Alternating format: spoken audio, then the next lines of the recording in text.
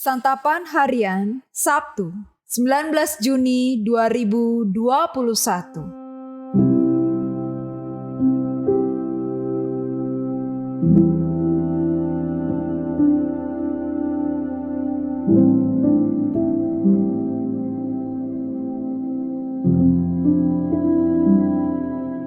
Inilah program Santapan Harian, sebuah program yang mengajak Anda menelusuri isi Alkitab, agar Anda menemukan makna firman Tuhan sesuai dengan konteksnya.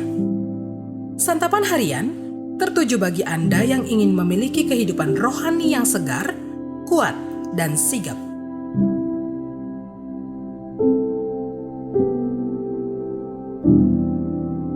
Hari ini kita akan membaca Yesaya pasalnya yang ke-45, ayatnya yang pertama hingga ayatnya yang ke-8. Namun sebelumnya, mari kita berdoa. Kami membuka hati untuk menyambut sabda-Mu, dan dengan kerendahan hati kami mau mendengarkan kebenaran sabda-Mu ya Kristus. Di dalam terang sabda-Mu Kristus, kami memohon. Amin. Yesaya 45 ayat 1-8. Beginilah firman Tuhan.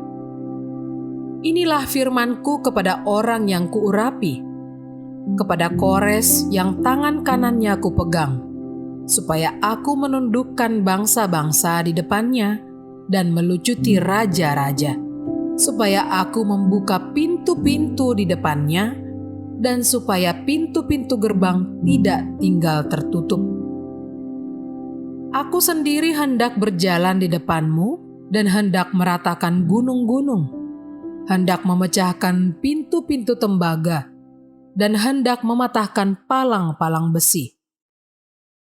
Aku akan memberikan kepadamu harta benda yang terpendam dan harta kekayaan yang tersembunyi, supaya engkau tahu bahwa akulah Tuhan Allah Israel, yang memanggil engkau dengan namamu. Oleh karena hambaku Yakub dan Israel pilihanku, maka aku memanggil engkau dengan namamu, menggelari engkau sekalipun engkau tidak mengenal aku. Akulah Tuhan dan tidak ada yang lain. Kecuali aku tidak ada Allah. Aku telah mempersenjatai engkau sekalipun engkau tidak mengenal aku, supaya orang tahu dari terbitnya matahari sampai terbenamnya bahwa tidak ada yang lain di luar aku. Akulah Tuhan dan tidak ada yang lain, yang menjadikan terang dan menciptakan gelap, yang menjadikan nasib mujur dan menciptakan nasib malang.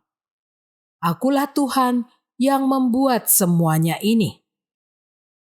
Hai langit, teteskanlah keadilan dari atas, dan baiklah awan-awan mencurahkannya. Baiklah bumi membukakan diri dan bertunaskan keselamatan, dan baiklah ditumbuhkannya keadilan. Akulah Tuhan yang menciptakan semuanya ini.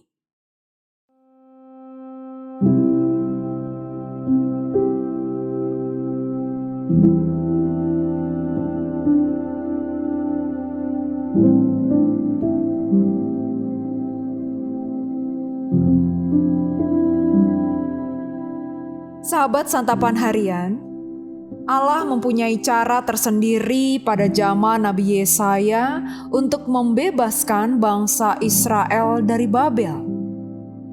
Inilah firman-Ku kepada orang yang kuurapi, kepada Kores yang tangan kanannya kupegang. Raja Kores yang adalah pendiri kekaisaran Persia dipakai Allah untuk menundukkan Media, Lydia, dan Babel. Benar adanya Allah menghukum lewat pembuangan di Babel.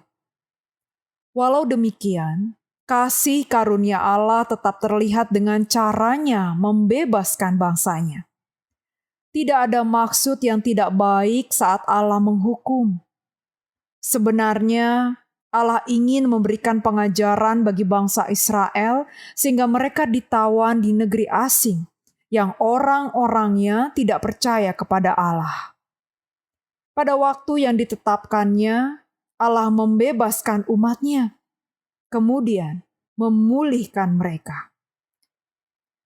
Situasi ini sesuai dengan syair lagu, "Dengar Dia panggil nama saya." Yang dijawab dengan, "Ku jawab, ya." Ketika kita menyanyikan lagu ini, kita meresapi bahwa Allah memanggil nama kita. Jika seseorang memanggil kita dengan nama kita, berarti Dia mengenal kita dengan baik. Demikianlah Allah kita memanggil kita dengan kedekatan pribadi yang erat. Allah sangat mengenal kita, bahkan mempunyai rancangan yang baik untuk hidup kita. Dialah yang menjadikan nasib mujur dan menciptakan nasib malang, bukan orang lain atau berhala. Hal ini terbukti oleh kasih-Nya yang menyelamatkan dalam kehidupan orang-orang yang beriman kepadanya. Allah mengingatkan siapa dirinya, yaitu satu-satunya Allah, supaya di belahan manapun di bumi ini, mulai dari terbitnya matahari hingga terbenamnya, nama Allah lah yang dimuliakan.